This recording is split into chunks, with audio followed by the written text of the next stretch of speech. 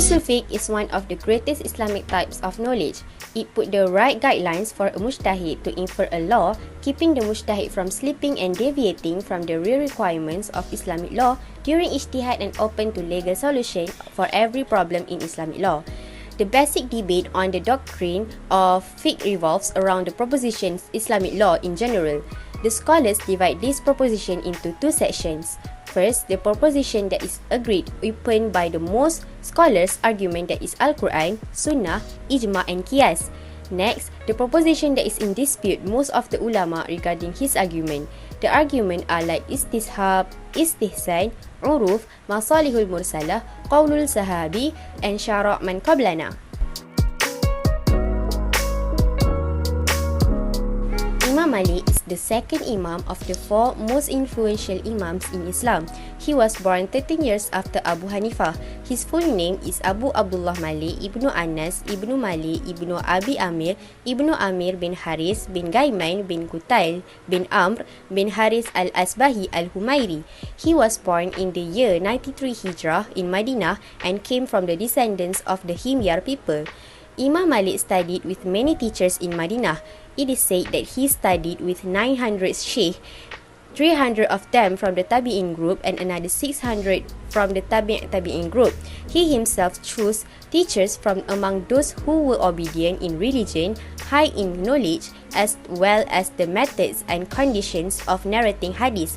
Among his famous teachers is Abu Radih Nafi bin Abdul Al-Rahman Nafi, Rabi'ah bin Abdul Rahman and Muhammad bin Yahya al-Anshari.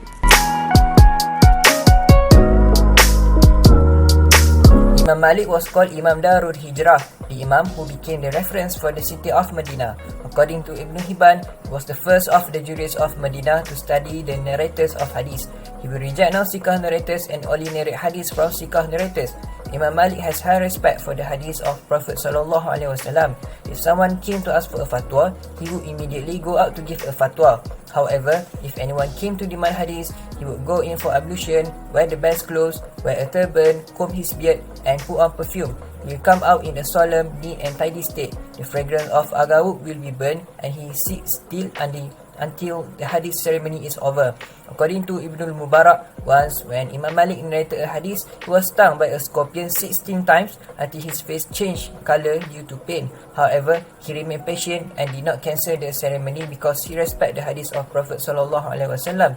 He is said to have never ride any riding animals in Medina as a sign of manners to honour the body of the Prophet ﷺ who was buried in his maqam. He once rejected an offer from Caliph Al-Mansur who wants to segregate Kitab Al-Muwatta to the whole state because he is on opinion that the society already had their own opinions and is free to practice as long it is true.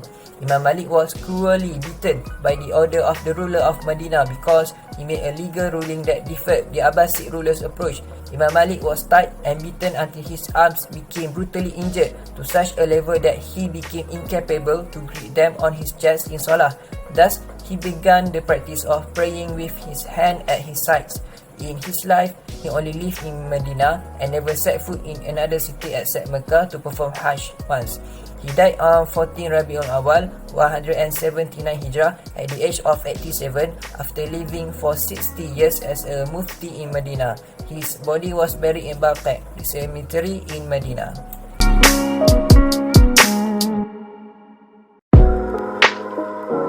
The Maliki Mazhab is one of the four schools of fiqh or Islam law in Sunni. The Maliki Mazhab is practiced in North Africa and part of West Africa. This Mazhab has the third largest number of followers, which is about 15% of Muslims. This Mazhab differs from the other three Mazhab in that they are addition to its source. Apart from using Al-Quran, Hadith, Ijma and Qiyas, Imam Malik also used the practice of the Muslim of Medina in his time as the fifth source. According to Imam Malik, this practice of the people of Medina is seen as the sunnah of life since the Prophet Muhammad migrated, lived and died in Medina. And most of the companions of the Prophet lived in Medina. As a result, the hadith studied by this mazhab is quite limited from other mazhab. This mazhab adheres to Al-Quran, hadith of the Prophet which is categorized as valid, ijma' Ahlul Madinah, sometimes rejecting hadiths that are contrary or that are not practiced by the school of Medina, qiyas and istilah.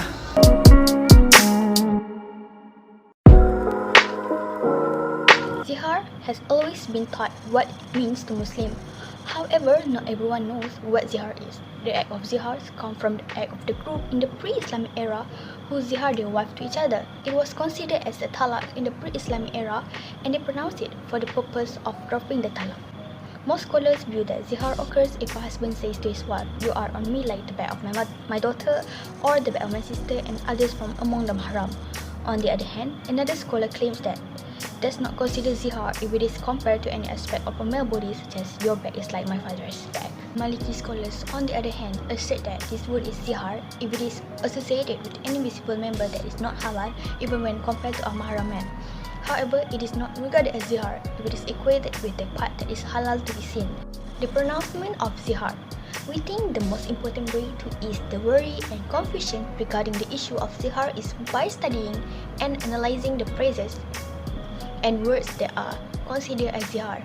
Basically, zihar has two parts, which are sareh, means clear speech or words, and kinaya, figurative speech or words. If the husband says to those his wife's feet are like his mother's feet, and the husband states that he does not intend to perform zihar, it is still considered as zihar according to the Maliki, whether the words were said with the intention of divorce or without any intention.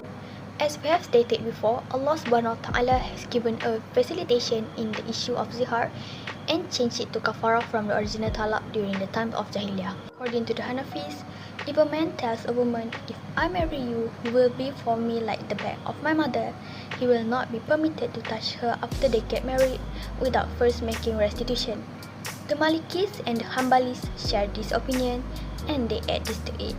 If the lady was not specifically mentioned, but the Imam declared that all women were like that for him, then he will have to make amends before touching any woman he married.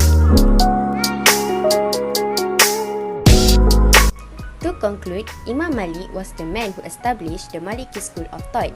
Even if it has been forecasted that the event would take place, Imam Malik does not wish to issue a fatwa over a matter because it has not yet taken place. The great scholar never failed to offer an answer based on fiqh and hadith whenever he was confronted with competing ideas concerning question of religion. Other than that, zihar refers to the act derived from the word husband equating the wife with the back of his mother. The equalization point is made as though having sex with his wife is prohibited, just as it is prohibited for him to have sex with his own mother or other mahram. And indeed, they are saying an objectionable statement and a falsehood. So, when compared to a sizable portion of the body, it is deemed to be zihar according to the cautious perspective.